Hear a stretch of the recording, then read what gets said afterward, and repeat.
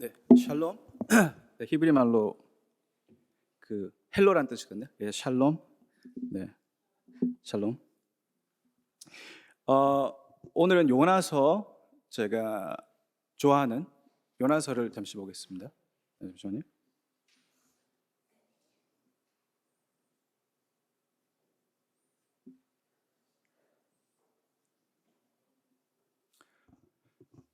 제가 한국말로 설교한 지 한 4년쯤 돼서 잘 못하더라도 자 알아서 들어주시면 감사하겠습니다.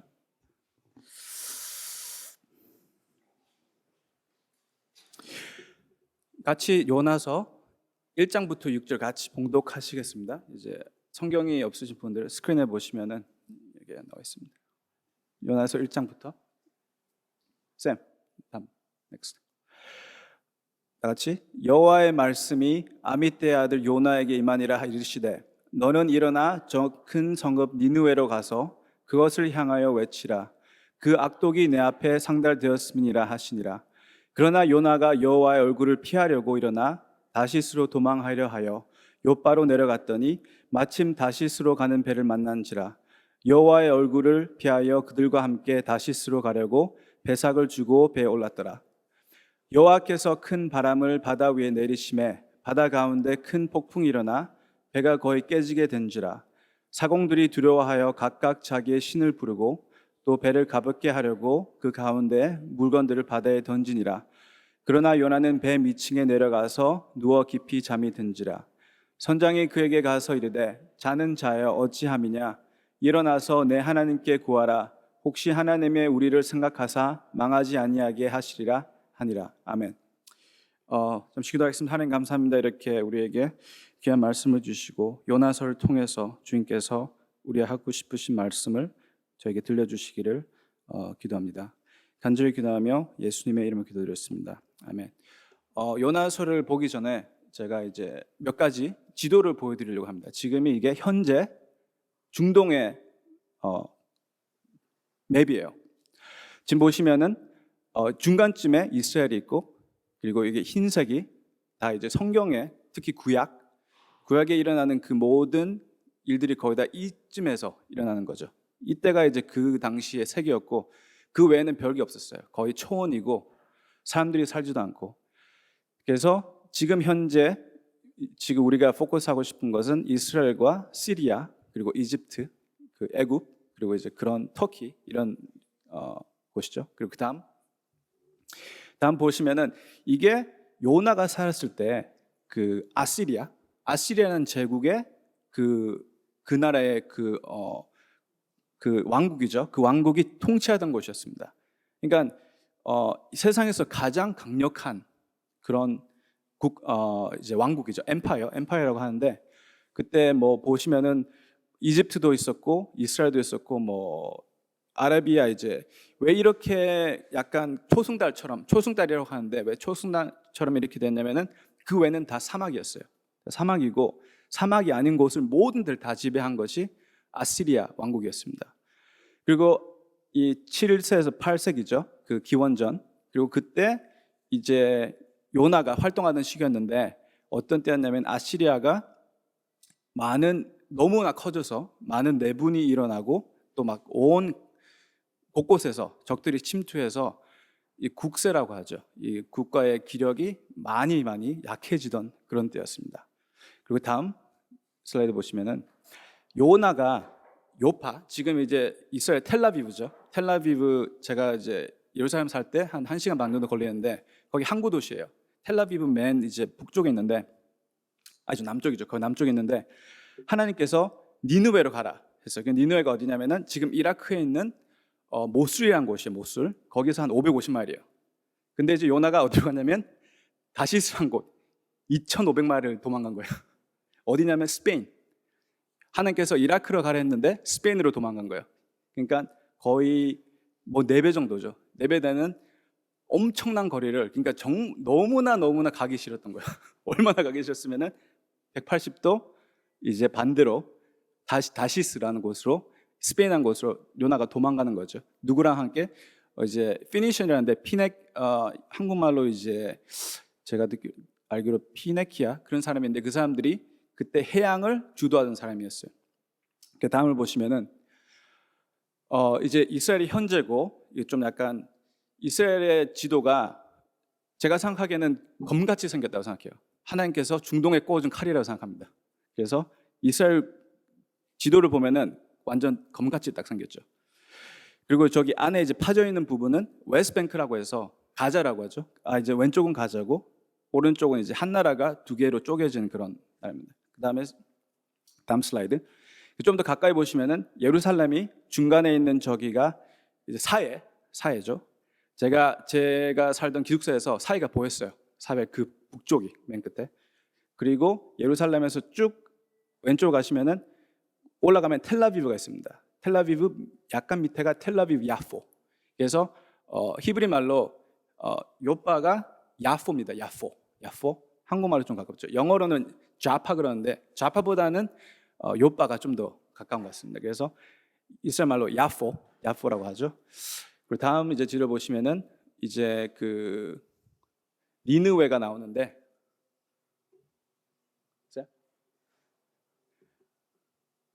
제가 그걸 안 넣었네요. 하여튼 니느웨는 이라크 현재 지금 모술이란 곳, 전에 그 아이시스가 이제 장악해가지고 모든 막 그 미술품들 다 부서뜨리고 그랬던 그곳입니다. 그래서 요나서 이제 그 당시 그 세대를 봤을 때 되게 왜 우리 요나서를 보면은 이렇게 생각할 수 있습니다. 하나님께서 요나를 부르셨는데 되게 이제 좀 황당하죠. 하나님께서 요나를 부르셨는데 요나가 일어나서 다시스로 갔더라. 그 말에 굉장히 많은 내용이 포함되어 있다고 생각합니다. 이런 거랑 비슷하다고 생각합니다. 제가 부모님이 이제 집에 오시기 전에 전화를 했어요. 전화해서 아들에게 너 집 밖에 나가서 동생이 지금 오락실에 있으니 데리고 와라. 근데 이제 그 아들이 전화를 받고 집을 나가서 모르겠어요. 그냥 샌디에고를 갔습니다. 아무 말도 안 하고. 근데 그 짧은 그 문장에 굉장한 저는 분노가 있다고 생각합니다. 요나가 굉장히 하나님에 대한 엄청난 그 분노하고 그런 반항이 있었어요. 근데 그게 성경에 나오지 않습니다. 왜냐면 그냥 일어나서 한마디도 안 하고 반대로 갔어요. 근데 4배나 멀리 걸리는 그곳으로 간 거죠. 그걸 봤을 때 요나는 굉장히 조용하지만 반항적인 사람이다. 근데 그 모습이 너무나 현실적이에요. 그래서 제가 요나를 좋아하는 이유가 우리는 하나님의 말씀을 들었더라. 그래서 그가 나가서 하나님의 말씀대로 행하더라. 그렇게 생각하지만 요나는 완전 반대로 행했습니다. 하나님의 말씀을 이제 그대로 무시하고 가게 된 거죠. 그런데 저는 이 요나서를 보면서 집중하고 싶은 것은 하나님은 어떤 사람이신가, 그거에 대해서 좀 더 집중하고 있습니다. 그래서 첫 번째 제가 여기서 깨달은 것은 하나님은 우리를 어려운 과제, 힘든 과제로 부르시는 하나님이시다. 그것을 제가 이걸 보면서 깨달았습니다. 하나님께서는 우리를 어려운 과제로 부르신다. 하나님의 말씀이 요나에게로 이제 왔습니다. 그래서 니느웨에 가서 외치라는 부르심을 받았습니다. 근데 생각해 봤을 때 우리는 이거에 대해서 깊이 생각을 못 하지만 하나님께서는 선지자들에게 이제 그 많은 나라들을 향해서 예언을 하라고 했는데 직접 가라고 한 적은 거의 없어요. 그러니까 애굽에 대해서 예언해라. 너희 망할 것이다. 아시리아, 바벨론 망할 것이다. 근데 거 가서 직접 예언해라 한 적은 거의 드물죠. 거의 드문데 하나님께서 요나 보고 가라고 하셨어요. 그러니까 되게 특별한 짓이죠. 어려운 짓이죠. 그러니까 우리는 너무 요나만 탓할 수도 있는데 요나를 생각했을 때 요나가 왜 안 갔을까? 거기에 대해서 저는 자주 많이 생각했어요. 왜냐하면 요나가 너무 현실적인 캐릭터고 우리는 성경 캐릭터 보면 너무 위대하잖아요. 우리가 어떻게 그렇게 됐을까? 근데 요나는 너무 마음에 와닿는 캐릭터예요. 딱 나의 모습, 우리 모습을 너무 잘 보여주는 것 같아요. 그래서 요나가 이렇게 되게 특별한 지시를 받았어요. 굉장히 어려운 지시예요. 왜냐하면 왜 요나가 가기 싫었는가를 생각해 보면 현재 그때의 그 역사적인 상황을 좀 생각하셔야 됩니다. 왜냐하면 니느웨가 아시리아의 수도였는데 아시리아는 그 당시 가장 큰 제국이고 또 전쟁할 때 엄청 잔인했습니다. 제가 조금 나중에 좀 더 얘기해 드릴 텐데 저는 약간 그거 읽다가 약간 토할 뻔했어요. 근데 그만큼 잔인한 민족이었어요. 그 당시. 그러니까 자기들한테 항복하지 않는 적들을 정말 잔인하게 죽였습니다. 그리고 그것들을 다 기록으로 남겨놨어요. 그래서 한 가지 생각할 수 있죠. 요나는 가면 죽을 수도 있다. 그런 두려움이 있었어요. 당연히 죽음 앞에서는 우리가 두려워하죠. 그리고 거기 가서 두 번째로는 제 생각에 요나는 니느웨 사람들이 망해야 된다고 생각했던 것 같습니다. 왜 망해야 되는데 가서 혹시 그들이 이게 되게 이제 아이러니한데 혹시 그들이 회개해서 구원받으면 어떻게 할까 두려움이 있었어요. 우리는 지금 생각하지 못하지만 내 적이 구원받는 것에 대한 두려움이 있었습니다.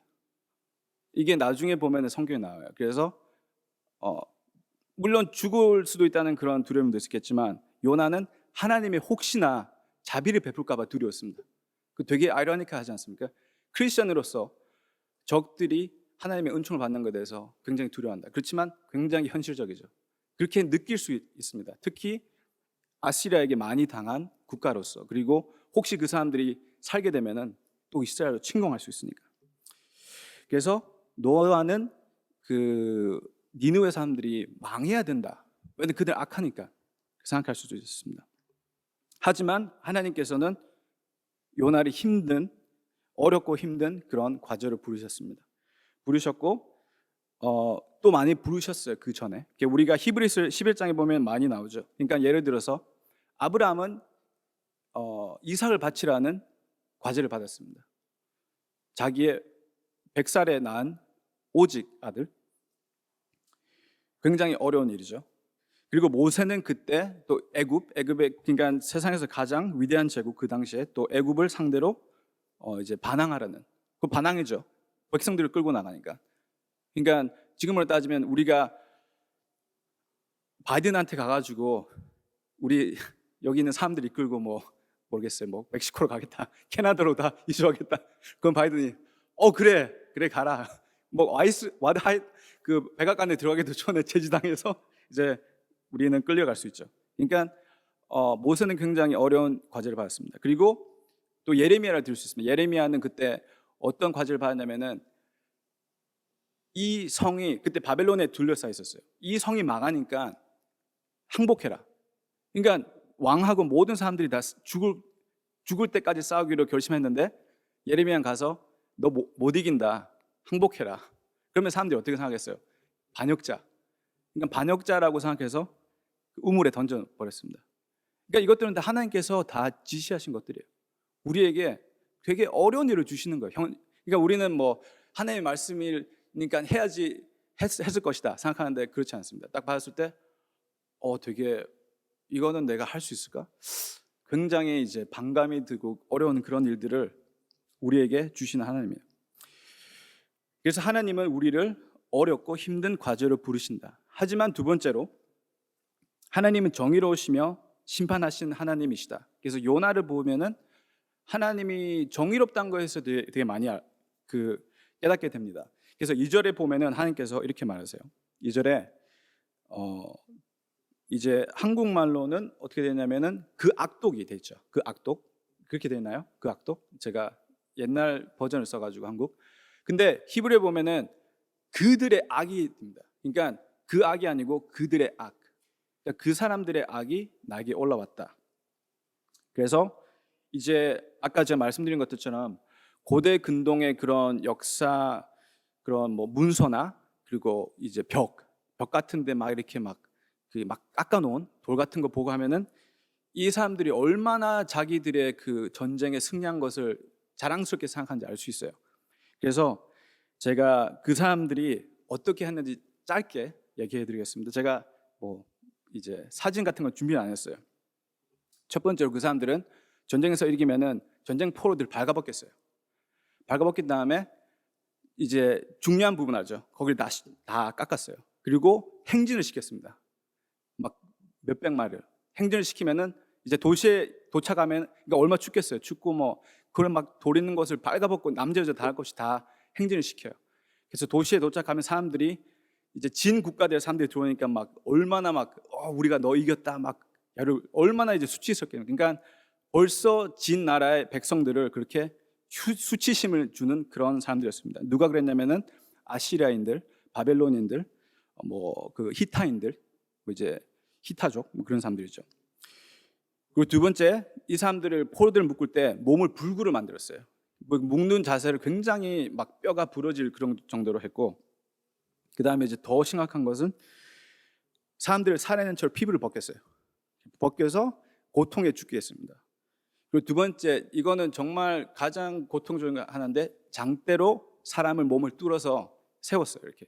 누가 그랬냐면은 이제 성경에 나오는 그 왕 중에 한 명인데 디글랏 빌레셀인 것 같아요. 영어는 티글랏 필레셀인데 그 사람도 그렇게 했고 굉장히 자랑스럽게 생각했어요.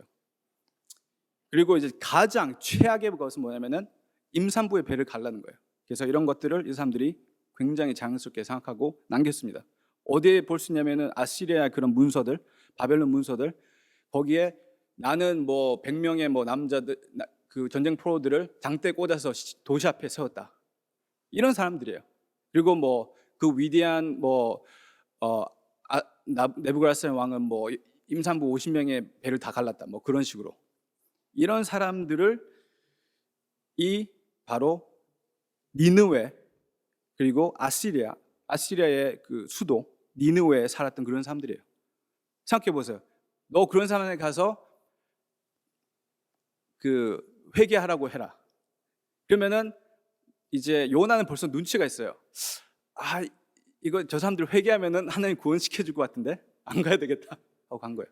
너무 이해가 가능하죠. 그만큼 악한 사람들이 있는데 그 사람들이 혹시나 구원을 받을까? 제 생각에 자기가 죽는다는 그런 것보다 그 사람들이 구원받을 것에 대한 더 큰 두려움이 있었어요. 그러니까 그만큼 우리는 하나님과 너무 다르다고 생각합니다. 그러니까 너무나 인간적인 거죠. 이게 악한 자들이 망하길 원하는. 그렇지만 하나님은 정의로우시기 때문에, 그래서 하나님도 정의로우시기 때문에 이 사람들을 멸망하려고 이제 결정하셨습니다.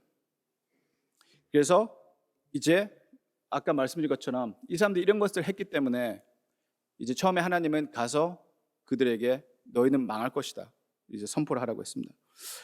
근데 이제 창세기에 또 비슷한 사건이 있죠. 그 창세기에 6장 5절에 보면은 여호와께서 사람의 죄악이 세상의 관영함과 그 마음의 생각이 모든 계획이 항상 악할 뿐임을 보시고, 그래서 창세기 때는 하나님께서 세상을 다 멸망시켰어요. 그들의 악이 똑같은 단어예요. 이제 히브리어로 라아라는 뜻인데 그게 악이라는 뜻이거든요. 요나에서 그 악과 창세기 악이 똑같은 동일한 악이죠. 그래서 하나님께서는 하나님은 우리만 심판한 것이 아니라, 우리만 이제 하나님의 자녀들만 신경 쓰는 게 아니라 이 세상의 정의도 하나님께서 신경을 쓰신단 말이죠. 우리는 뭐 세상에 악이 만연하다고 생각하지만 하나님께서는 그래도 통치하시고 계시다. 사단이 이 세상을 통치하고 있지만 그건 잠시이며 결국은 하나님의 지배 아래 있다. 그렇기 때문에 하나님께서는 솔직히 말해서 이스라엘 백성만 구원받으면 되잖아요. 왜 꼭 이 사람들을 멸해야 되는가? 왜냐하면 하나님께는 정의로우시기 때문에. 하나님께서도 한계가 있으신 거예요. 그래서 너희들은 나의 백성이 아니지만 너의 죄악은 벌을 받아야 된다. 그래서 하나님께서 이 아시리아인들을 멸망시키기로 했어요. 그리고 베드로후서 3장 7절에 보면은 이제 하늘과 땅은 그 동일한 말씀으로 불사르기 위하여 간수되신 바 되어, 그래서 이 지구도 결국 멸망을 기다리고 있습니다. 제가 되게 재밌는 스토리가 있는데, 제가 여기 그 애나임에 살 때 가끔씩 이제 여호와의 증인들이 왔어요, 집에. 제가 여기 우리 그 개신교 목사 집이라 했더니 가더라고요. 근데 또 와. 근데 이제 한 번은 흑인 할머니가 왔어요. 할머니에서 한 말이 이제 이 세상은 갈수록 좋아지면서 계속 좋아져서 천국이 될 것이다. 그래서 제가 방금 읽어드린 베드로후서 3장 7절을 얘기하면서 이 세상 전부 다 불탈 거라고 했어요. 그랬더니 할머니가 너무 화나가지고 제 집 앞에서 저를 막 몰아세우더라고요. 근데 이제 그 차에 기다리고 있던 손녀가 안마를 데리고 왔어요. 그러니까 이 하나님은 결국에는 정의를 이제 실천하실 분이다. 그래서 어떻게 알 수 있냐면은 니느웨가 우리가 다 알듯이 여기서 보존이 됐지만 그 다음 제너레이션 때 망했어요. 누구한테 망했냐면은 바벨론이 연합군을 이끌고 쳐들어와서 3개월 동안 엄청난 결투, 그러니까 이 지구상에서 가장 큰 두 개의 세력이 충돌한 거죠. 그러니까 뭐 우리나라 지금을 따지면은 미국과 중국이 충돌한 거예요. 엄청나게 됐겠죠. 그러니까 그러니까 전 시대에 가장 강력했던 아시리아인과 새로 떠오른 바벨론이 격돌을 한 거죠. 그래서 3개월의 포위 끝에 니느웨가 이제 함락이 됐습니다. 함락이 되고 왕도 죽고 다 죽고 그때부터 이제 아시리아는 역사 속으로 이제 사라졌죠. 사라지고 바벨론이 이제 뜨기 시작한 겁니다. 그래서 그 노아 시대 때 사람들은 구원받았지만 결국엔 니느웨는 망했어요. 그래서 우리는 이것을 통해서 봤을 때 하나님의 정의는 결국은 실현이 된다. 그리고 세 번째 또 깨달을 수 있는 것은 아무도 하나님에게서 도망갈 수가 없다. 그래서 인간의 본성은 저는 도망가는 거라 생각합니다. 그러니까 죄를 짓거나 하나님을 우리가 면대하기 싫을 때 아담이 가장 먼저 했건 도망간 거죠. 요나도 도망가는 거예요. 도망가서 가장 멀리 그리고 깊숙이 바다 또 그거 요나는 또 배 밑에 아무도 안 보는 곳에 들어가서 잠을 잤어요. 그래서 인간의 본성은 하나님의 말씀 들을 때 도망가는 거예요. 그리고 요나의 반응은 또 우리의 또 그런 반응을 보여주죠. 그래서 하나님은 이런 질문을 할 수 있습니다. 하나님이 우리를 부르실 때 대체 몇 명 중에 우리 중에 처음에 응답한 사람이 대체 몇 명이 있는가? 거의 없습니다. 제가 이제 옛날에 캠퍼스나 이런 데 전도를 할 때 보면은 보통 7번에서 9번을 말씀을 이제 복음을 들어야 영접한다고 하더라고요. 그러니까 한 번에 듣는 사람 아무도 없어요. 그러니까 모두 다 반역하고 이제 두들겨 맞다가 오게 되는 거죠. 그러니까 요나가 이제 도망을 갔죠. 그래서 여기서 보면은 요나는 하나님의 낯을 피하여 도망을 갔다 되어 있습니다. 그래서 이제 영어 성경으로는 presence of God.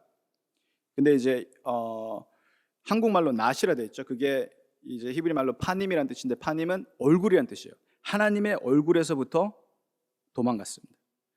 근데 요나는 하나님의 선지자였는데 도망갈 수 없다는 것을 알지 않았을까요? 알았을 텐데 어떻게 그래도 그걸 알고 도망갔을까? 그러니까 보통 사람도 아니고 선지자인데 하나님의 낯을 얼굴을 피하여 도망갔습니다. 그렇지만 우리는 말씀에서 알 수 있듯이 믿는 자든 믿지 않는 자든 하나님의 얼굴에서 도망갈 수 있는 자는 아무도 없습니다. 하나님께서 어떻게 하시냐면 추격하십니다. 요나를 추격하는 하나님. 요나를 어떻게 추격하시냐면은 4절에 여호와께서 대풍을 바다 위에 내리시매 바다 위에 내리시면서 엄청난 광풍이 일어났죠. 그래서 이것을 봤을 때 깨달을 수 있는 것은 하나님의 얼굴을 피해서 우리가 도망갈 때 폭풍을 만나게 될 것입니다. 근데 이제 하나님께서 우리를 죽이려고 보내시는 건 아니에요. 하지만 하나님께서는 그의 손이 우리를 쫓는다. 그것을 우리가 깨달았으면 좋겠습니다. 그래서 제가 결론 드리자면은 하나님의 말씀을 통해서 우리를 어려운 과제를 부르신다는 것입니다. 그러니까 이것은 컬링이죠. 컬링. 우리 모두 다 컬링이 있는데 하나님의 말씀은 우리 성경 말씀에 많이 나와 있습니다. 하나님께서 우리가 어떻게 살아야 되고 뭘 해야 되는지. 그러니까 크리스천의 삶이 쉬운 삶이 아니에요. 아니지만 그렇지만 하나님께서는 정의로우시기 때문에 우리는 그를 신뢰할 수 있습니다. 하나님은 우리만 신경 쓰는 것이 아니라 세상에 있는 정의도 하나님께서는 생각하시는 겁니다. 그런 하나님을 우리가 생각했을 때 그런 하나님이 우리에게 과제를 주실 때는 이유가 있을 것이다. 이제 그렇게 생각할 수 있습니다.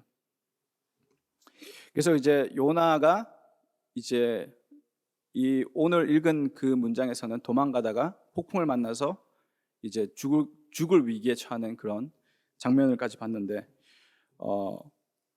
이것을 보면서 되게 현실적이지만 하나님께서는 요나를 통해서 우리에게 요나는 이렇게 했지만 너가 여기서 배워야 되지 않겠느냐, 그것을 우리에게 말씀해 주시고 있는 것 같습니다. 그래서 제가 되게 짧은 이제 설교였지만 요나의 삶을 생각해 보면서 우리가 하나님은 항상 우리를 지켜보고 계시고 하나님의 얼굴에서 우리가 절대 도망갈 수 없다, 그것을 깊이 생각하시는 그래서 하나님의 말씀이 우리에게 임할 때 우리가 순종하고 듣기 원하는 자세를 달라고 주님께 바라는 그런 시간 됐으면 좋겠습니다. 기도하겠습니다. 주님 감사합니다. 이렇게 하나님께서 요나를 부르셔서 백성들을 구원하기 원하셨지만 그는 하나님의 말씀을 어기고 도망갔습니다. 그가 폭풍을 만나서 죽게 되었을 때 주께 부르짖고 주님께서 구원해 주셨습니다. 주님, 요나를 통해서 주님은 정말 정의로우시고 하지만 또 용서하시고 우리를 끝까지 우리를 추격하시는, 끝까지 우리를 돌아보신 하나님이신 것을 우리가 깨닫기 원합니다. 더욱더 우리가 주님을 향해서 달려가게 하시고 또 주님의 얼굴 앞에서 항상 우리가 행하는 그런 형제 자매들이 되게 도와주시옵소서. 간절히 기도하며 예수님의 이름으로 기도드렸습니다. 아멘.